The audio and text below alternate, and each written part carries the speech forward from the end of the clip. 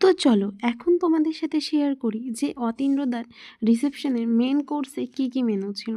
তো প্রথমেই চলে গেলাম দোতলায়, গিয়ে দেখি সবাই খেতে বসে পড়েছে।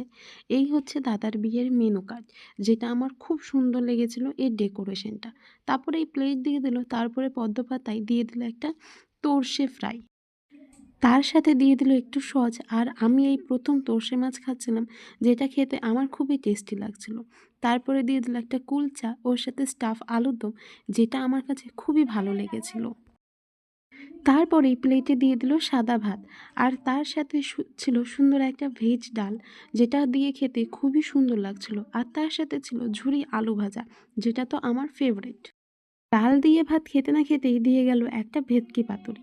ভেটকি পাতুরি দিয়ে খাওয়া শেষ হওয়ার সাথে সাথে দিল স্যালাড। তারপরেই দিয়ে গেল মেইন কোর্সে পোলাও, আর তার সাথে ছিল মটন কষা।